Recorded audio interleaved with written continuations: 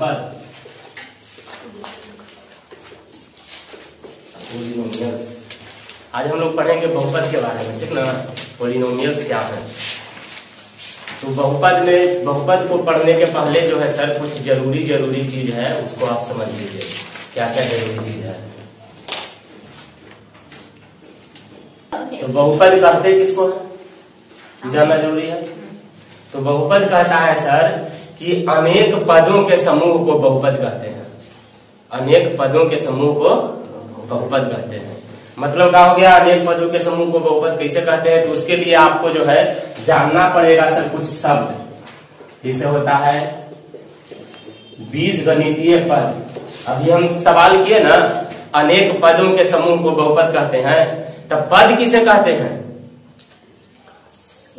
पद में आता है गणित में हम लोग पढ़ रहे हैं बीजगणितीय पद। कैसा पढ़ रहे हैं सर, बीजगणितीय पद। समझिएगा ध्यान से, बीजगणितीय पद किसे कहते हैं, अक्षरों और संख्याओं, किसका सर, अक्षरों और संख्याओं के समूह को पद कहते हैं। जैसे फोरेक्स, तो ये जो फोरेक्स है सर इसमें दो गो चीज है। फोरेक्स में क्या है सर, दो गो चीज। एक हो गया सर इसका क्या, अक्षर गुणांक। तो अक्षर गुणांक से भी पहले समझने, पहले पद को समझ लेते हैं हम। तो पद कहते हैं जिसमें अक्षर और संख्या दोनों रहे और उनके बीच जोड़ और घटाव का एगो चिन्ह रहे। कै गो चिन्ह रहे, एगो चिन्ह रहे। जैसे देखिए समझिएगा बढ़िया से, 5x + 4y। अब यहां पर सवाल उठता है कि कै गो पद है। इसको हम कहते हैं बीजगणितीय पद। बीजगणितीय पद का परिभाषा सर, अक्षरों एवं संख्याओं से मिलकर बने पद को बीजगणितीय पद कहते हैं, ठीक ना। किससे किससे सर, अक्षरों और संख्याओं से। इसमें दिख रहा है ना आपको, अक्षर एक अक्षर है, संख्या क्या है, इसमें अक्षर y, इसमें समझ रहा है, कोई दिक्कत ना। तो समझिएगा क्या कहता है, अक्षरों और संख्याओं से मिलकर बने पद बीजगणितीय पद या खाली पद कहलाते हैं, ठीक ना। अब यहाँ देखने में आपको ही लग रहा होगा कि देखिए यहाँ ये पद कै गो है, दो गो पद है। पद दो गो है, ये दो गो पद है कि चार गो पद है कि एक ही पद है, इसका पहचान कैसे करेंगे सर। तो हम देखते हैं उसका चिन्ह। क्या देखते हैं, चिन्ह देखते हैं। चिन्ह देखने का मतलब हो गया, यहाँ देखिए क्या साइन है सर, और यहाँ छिपा होता है सब में, पता है ना आपको। तो ये कै गो साइन हो गया सर, यानी कि पद कै गो है, जितना प्लस और माइनस का चिन्ह रहेगा सर उतना पद रहेगा। क्लियर है, बीजगणितीय पद समझ गए। तो बताइए बीजगणितीय पद है, बोलिए है कि नहीं है, आपके अनुसार नहीं है, लेकिन ये भी बीजगणितीय पद है, ठीक है। इसके आगे एक जुड़ा हुआ है। तो कुछ भी हम गणित में लिख दे रहे हैं ना, वह एक पद है। पद है, हाँ पद काहे है, काहे कि यहाँ पर है दिया हुआ सर x का पावर जीरो और किसी का पावर 0 का होता है 1। तो इसका मतलब 1 हो गया, तो साथ में 1 से गुना हो गया, खाली का लिखा गया है 7। समझ में आई बात। तो अच्छा, ये पहले आपको समझ में आ गया बीजगणितीय पद किसको कहते हैं, जिसमें अंक और अक्षर दोनों मिला हुआ रहे, उसको हम क्या कहेंगे सर, बीजगणितीय पद। अब जब बीजगणितीय पद समझ लिए, तो बीजगणितीय पद में दो गो होता है गुणांक। कितना गुणांक होता है सर, 2 गुणांक।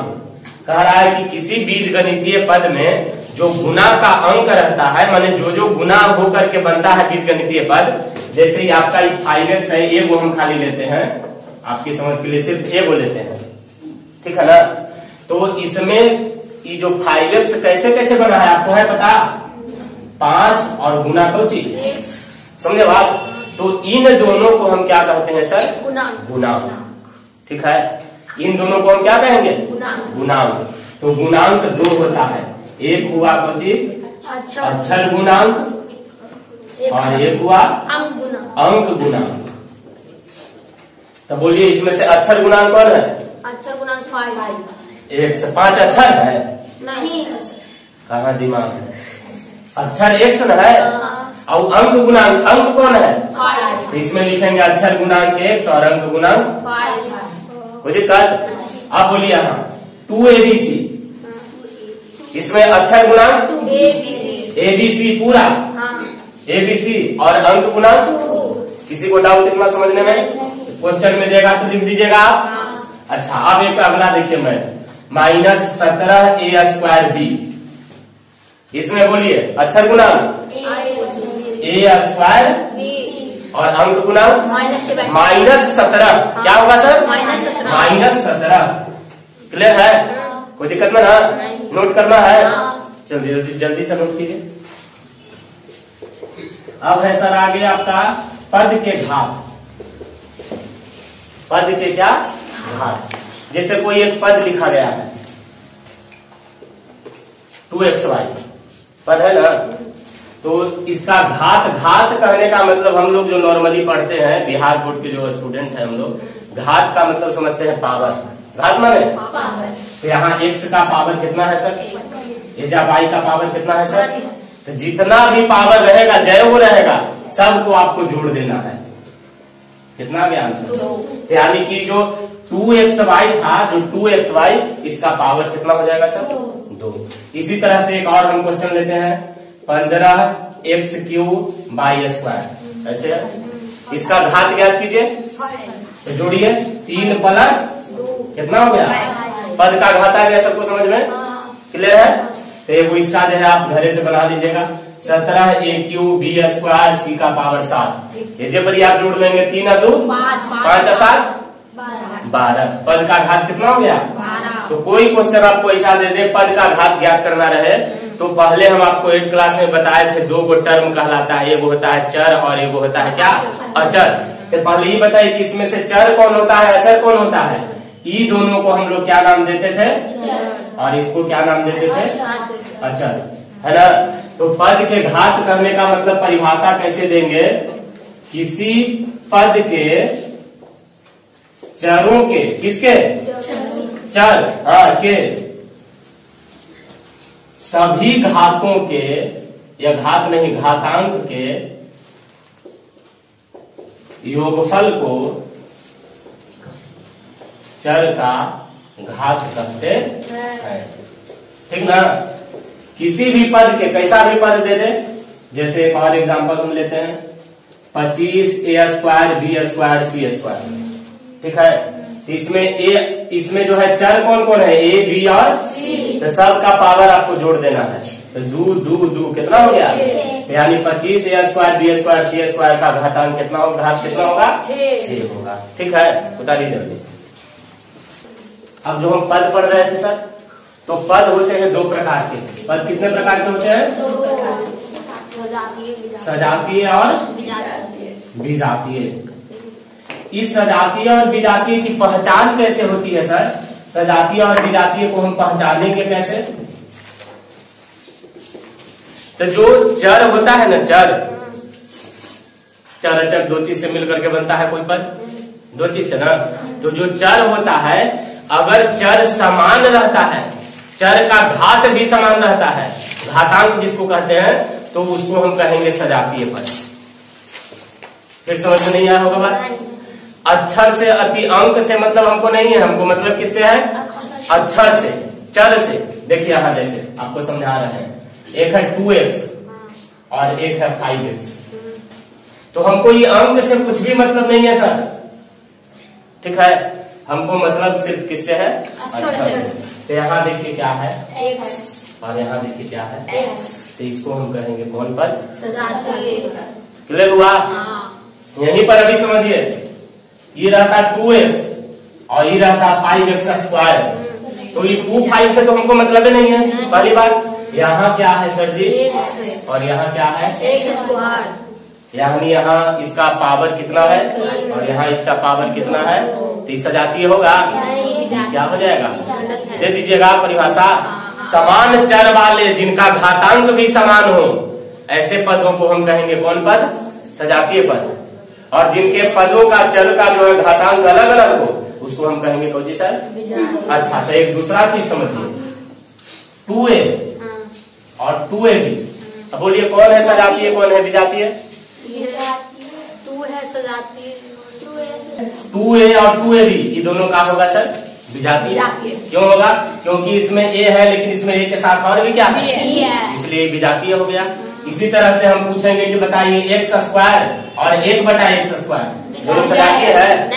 काहे ना काहे कि ऊपर जाएगा तो x का पावर -2 हो जाएगा, है ना? तो इसलिए ये दोनों कोची हो गया सर? सजातीय विजातीय। समझ में आया?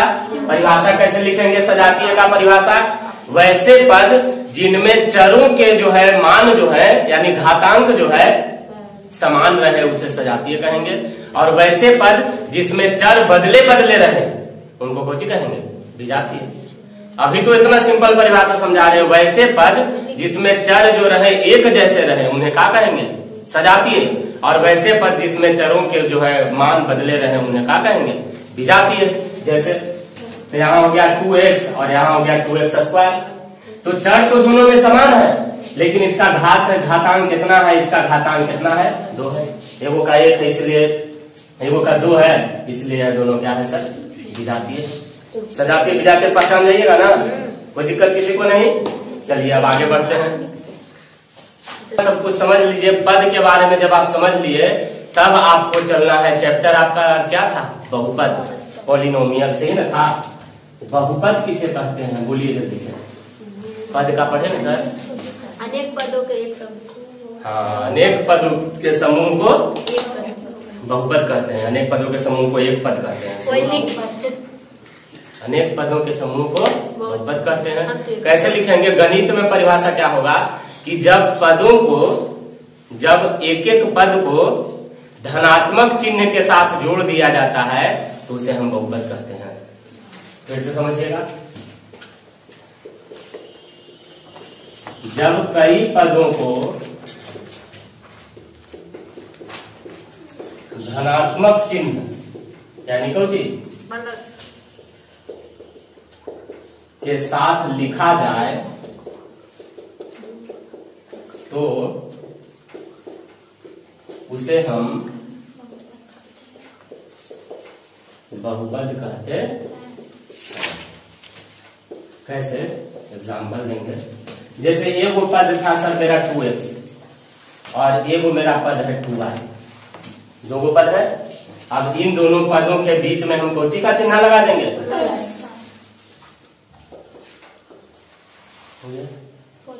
है कि नहीं? सुनो 4xy यही पढ़िए तुम अभी 8 क्लास में ही समझाए थे। ये दोनों कैसे जुड़ जाएगा? दोनों अलग अलग पद है, विजातीय है, दोनों जुटेगा कभी? जोड़ और घटाव जो है हमेशा होता है सजातीय के साथ। उसी दिन समझाए हैं। हरों का हर परिमेय और अपरिमेय संख्या में नहीं समझाए थे कि रूट वाला रूटे के साथ जुटेगा और बिनाई वाला बिना इसके साथ जुटेगा। इसी तरह से 3 गो पद हम लिए, एक है ए, एक है बी और एक है सी। कैसे इसको करेंगे sir? a plus B plus C, ठीक ना? अगर कहीं पर ऋणात्मक चिन्ह भी आपको लगा हुआ दिख रहा हो जैसे a माइनस बी, तब पूछिएगा कि बहुपद है कि नहीं है। यहाँ तो परिभाषा आप लिखे हैं कि कई पदों को धनात्मक चिन्ह के साथ प्लस वाला के साथ जोड़ देते हैं तो उसको हम क्या कहते हैं? बहुपद कहते हैं ना। तो यहाँ तो ये ऋणात्मक है तो ये बहुपद है कि नहीं है? बहुपद ये भी है। कैसे है? ऐसे लिखेंगे इसको a प्लस माइनस बी, तभी माइनस प्लस कुछ हो जाएगा सर। समझ में आई बात? इसलिए यह भी एक क्या है? बहुपद को पहचान जाइएगा। जब अनेक पदों के बीच धनात्मक या ऋणात्मक भी अब समझ में आ गया आपको, है ना? ऋणात्मक भी है ना। एक और एग्जांपल हम देते हैं, 2x² प्लस 5xy और माइनस 6y²। अब बोलिए बहुपद है कि नहीं है? ऐसे लिखेंगे इसको 2x² plus 5xy plus minus 6y²। कै गो पद इसमें हुआ सर? 3 गो हुआ ना सर। इसमें पहला का घात कितना हुआ? और इसका घात कितना हुआ? 1 हुआ घात। अभी ने बताए थे किसी पद के सभी के घातों के योगफल को उसका गुना हुआ, इसका भी और इसका। क्लियर हुआ बात? सब समझ में आ रहा है? पक्का ना? चलिए उतारिए।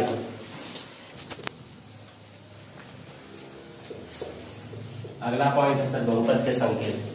बहुपद को शॉर्ट में लिखना होगा तो कैसे आप लिखेंगे? जैसे वो बहुपद है 2x² + 5x + 6 बहुपद है, ये तो पहचान लीजिएगा बहुपद है। इसमें क्या बहुपद है? 1 2 3 जय को चिन्हा उतना पद यहाँ चिन्हा है ना। तो इसको संकेत में कैसे लिखते हैं बहुपद को सर? ऐसे आप लिख सकते हैं px, ठीक है। p फॉर पॉलिनोमियल, जिसका जो है चर क्या है? x है, x चर वाला पॉलिनोमियल है। अगर y वाला रहेगा सर 5y² + 6y ऐसे करके, तो इसका नाम हम कौन सी देंगे सर? py, ठीक है। इसी तरह से कुछ भी और नाम आप दे सकते हैं, qx, rx, इस तरह से जिसमें x रहेगा उसमें x देंगे, जिसमें y रहेगा उसमें y, जिसमें z रहेगा उसको z। जैसे एक बहुपद ही है 5z² + 6z, सेम यही चीज है। तो इसका हम पॉलिनोमियल को कैसे संकेत में लिखेंगे? pz, है ना। p फॉर पॉलिनोमियल और z माने यानी z का ही जो है क्या है? चर है। चर इसका z है ना, है z ही नहीं तो अंक है, सब 5 और 6 z ही ना है चर। तो बहुपद को px, qx, rx ऐसे ऐसे करके इसका संकेत हम देते हैं। आई बात समझ में? अब अगला पॉइंट आता है सर आपको बहुपद के घात। बहुपद के घात, बहुपद के घात कुछ होता है। अभी पीछे पढ़े थे आप पद के घात। पद के घात में सबको जोड़ दिया जाता है ना। बहुपद का घात उससे थोड़ा सा चेंज है। देखिए कैसे, परिभाषा कैसे लिखेंगे सर? अच्छा, संकेत का तो आप लिख दीजिएगा। बहुपद को संकेत में px, qx, rs इत्यादि के रूप में हम लोग लिखते हैं। बहुपद के घात का परिभाषा कैसे लिखेंगे कि किसी बहुपद में जो सबसे बड़ा घातांक होता है, क्या होता है सर? सबसे बड़ा घातांक, उसको कहते हैं पूरे बहुपद का घात। हम अभी समझाएंगे आपको। a का पावर 7 जोड़ b का पावर 5 जोड़ c का पावर 8, इसमें 3 गो पद है, एगो a, एगो b, एगो c। अब पूछेगा कि बताइए इस बहुपद का घात बताइए। बहुपद का क्या बताइए सर? घात। तो लिखेंगे इसका घात, देखिएगा सबसे बड़ा कौन है?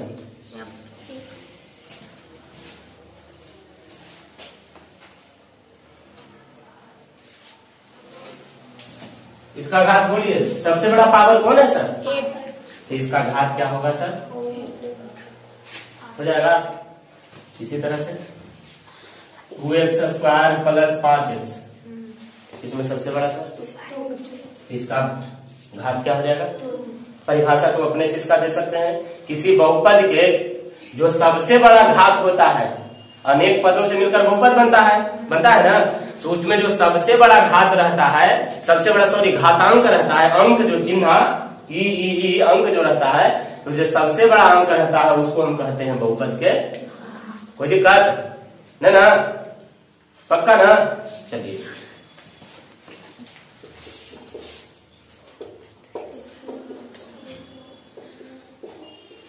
अब बोलिए इस बहुपद का घात क्या होगा? क्या होगा बताइए हमको। इसका बहुपद क्या होगा? ई एगो पद है, इसका घात कितना हो गया? और इसका ई एगो पद है, इसका घात कितना है सर?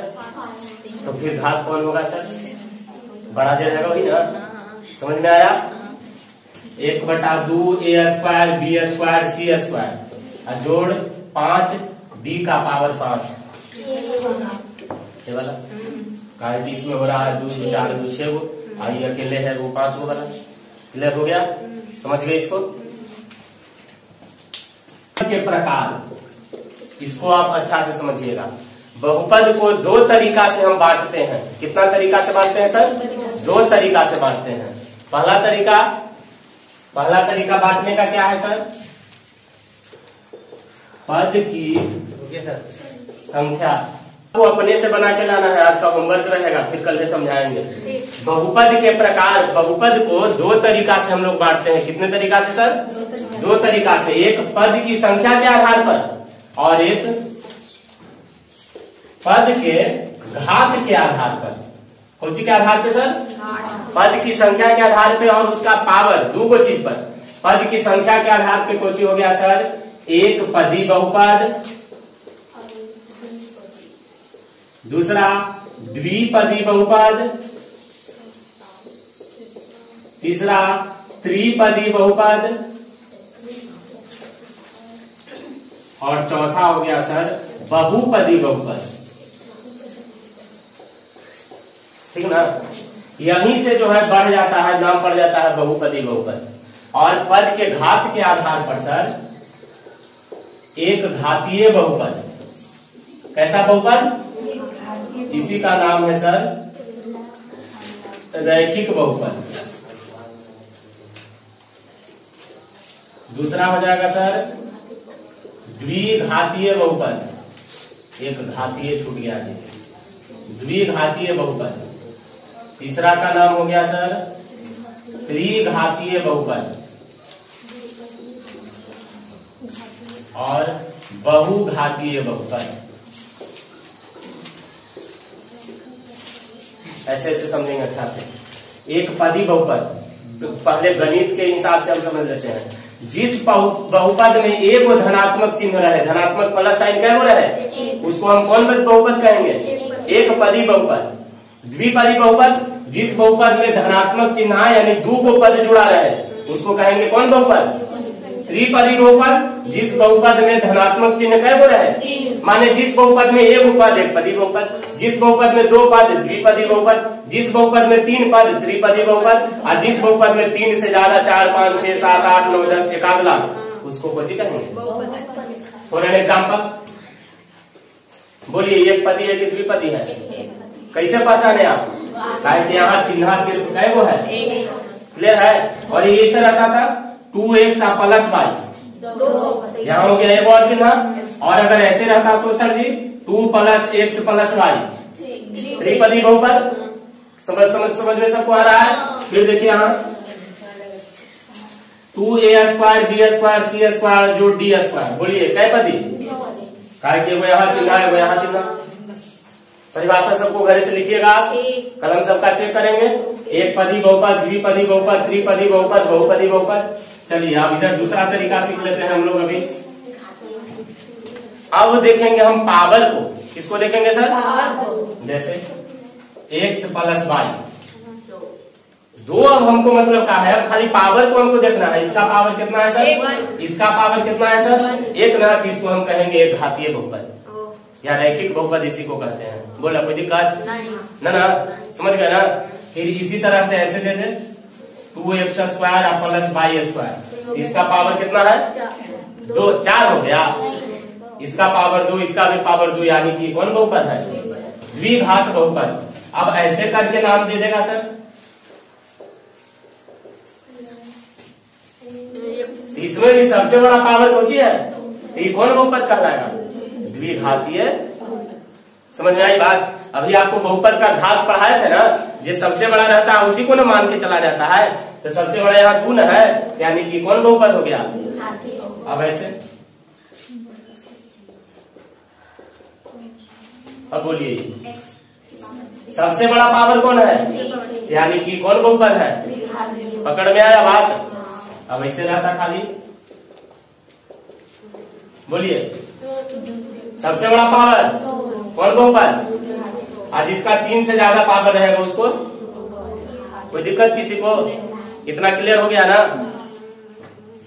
1 2 3 4 5 6 7 8 वो परिभाषा याद करना, लिखना और उसका एग्जाम्पल के साथ कंप्लीट रहना चाहिए। तथास्तु।